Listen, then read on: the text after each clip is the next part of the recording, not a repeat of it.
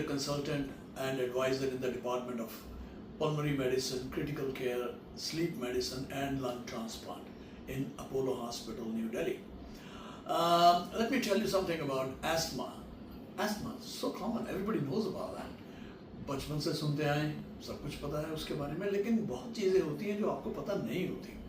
और एस्थमा में पेशेंट को एक तो ब्रीदिंग डिफ़िकल्टी शुरू हो जाती है। हर एक पेशेंट को ये नहीं है कि कॉन्टिन्यूस ब्रीदिंग डिफ़िकल्टी होगी, it can come and go. कभी वीजिस हुई, कभी नहीं हुई, मौसम चेंज हुआ तो हुई, स्पाज्म होता है, हमारी सांस की नलियों में नैरोइंग हो जाती है, इन्फ्लेमेशन हो जाती है, स्पास्टिक हो जाती हैं, उससे कई बार सिम्टम ज़्यादा, कई बार कम। इसलिए हम बड़े तरीके से उसकी डोजेस को और अपनी ट्रीटमेंट को प्लान करते हैं कि कब कितनी डोज देनी है और प्रिवेंटिव कितनी देनी है और थेराप्यूटिक कितनी देनी है। ये सारी चीज़ें सिम्टम्स पे डिपेंड करती है कि कितने सवियर हैं। खांसी भी होती है, वीजिंग, चलने में मुश्किल, लेटने में कई लोगों को ज़्यादा तकलीफ होती है, रात के टाइम पे कई लोगों को ज़्यादा तकलीफ होती है। सो इस तरीके से एस्थमा को हम और एस्थमा में वीजिंग और ब्रीदिंग डिफ़िकल्टी मेन सिम्टम होते हैं। खांसी भी होती है, लेकिन हर एक वीजिंग एस्थमा नहीं होती। कई तरह की वीजिंग ऐसी भी होती हैं जिसमें एस्थमा का कोई मतलब ही नहीं होता। फॉर एग्जाम्पल एक कार्डियक वीज भी होती है, कार्डियक एस्थमा भी कहते हैं उसको, जो लंग में पल्मोनरी एडिमा होने की वजह से पेरीब्रोंकियल कफिंग कहते हैं उसको, लंग्स में फ्लूइड आना शुरू हो जाता है, इंटरस्टिशियल एडिमा होता है, उससे नलियाँ, सांस की नलियाँ नैरो हो जाती हैं चारों तरफ घुटन की वजह से, और वो भी उसके लिए हम ब्रोंकोडायलेटर नहीं देते, उसके लिए डायूरेटिक देते हैं। अगर कोई ट्यूमर है, ट्यूमर कहीं प्रेस कर रहा है किसी एरिया के ब्रोंकस को, तो वहाँ भी वीजिंग प्रोड्यूस हो सकती है जो कि परसिस्टेंट वीज हो सकती है। सो कई कारण होते हैं। अब इओसिनोफिलिक निमोनियाज हैं, चर्च-स्ट्रॉस सिंड्रोम है, उसमें भी एक सिंपल पल्मोनरी इओसिनोफिलिया भी होता है। तो इन सब में वीजिंग हो सकती है।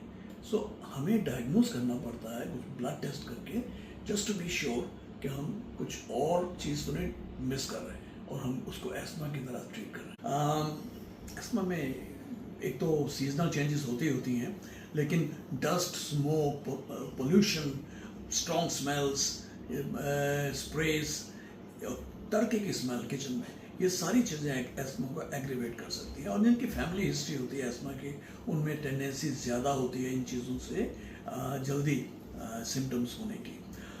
सो you have to be very careful about the exposure part. जब पेशेंट को हम देखते हैं, एग्जामिन करते हैं, तो वीजिज, रोंकाई हमें सुनाई देते हैं। फिर हम टेस्ट करते हैं, कुछ लंग फंक्शन टेस्ट करते हैं, पीएफटी, उसमें हम बेसिक टेस्ट करते हैं, फिर उसके बाद दवाई देके ब्रोंकोडायलेटर स्टडी करते हैं। उसके बाद हमें क्लियर पिक्चर बन जाती है कि कितनी डिजीज़ लग रही है और इमीडिएट रिवर्सिबिलिटी कैसी है। ऑफ कोर्स हम एक्सरे भी देखते हैं और उससे हमें और भी कुछ, अगर कोई रीज़न है सिम्टम्स के, तो वो भी दिखने को मिल जाते हैं। इससे हम ट्रीटमेंट जब शुरू करते हैं, उसकी फिर फॉलोअप से हमें पता चल जाता है कि कौन सी दवाई कितनी डोज में देना। इसका डायग्नोसिस हो गया, आपने हिस्ट्री से और इन्वेस्टिगेशन से कर लिया, अब ट्रीटमेंट करनी है। अब हमारे पास इन्हेलर्स हैं, नेबुलाइजर्स हैं, जिससे कि पेशेंट्स की ज़िंदगी बदल गई। उन मिड 80s में, अर्ली 80s में और लेट 80s में इस तरह के इन्हेलर्स बने, कॉम्बिनेशंस भी बने, जिससे कि इनकी एस्थमा के पेशेंट्स की लाइफ बदल गई। नहीं तो पहले सिर्फ टैबलेट्स होती थी, उससे बहुत साइड इफ़ेक्ट भी होते थे, उसका असर बड़ा स्लो होता था, तो पेशेंट्स को बड़ी दुश्वारी का सामना करना पड़ता था। But now since in the last let's say 30-40 years now, the situation is so much different. हम इनहेलर्स दे सकते हैं, नेबुलाइजर्स दे सकते हैं, स्टीरॉइड्स दे सकते हैं, हम मोटेलुकास दे सकते हैं, हम थियोफाइलिन्स दे सकते हैं, और इंट्रावेनस स्टीरॉइड देते हैं जब हम पेशेंट को इमरजेंसी में एडमिट करते हैं। ऑक्सीजन देनी पड़ती है, कई पेशेंट्स को वेंटिलेटर तक डालना पड़ता है आईसीयू में ले जाके। So it's all a big spectrum. Thank you.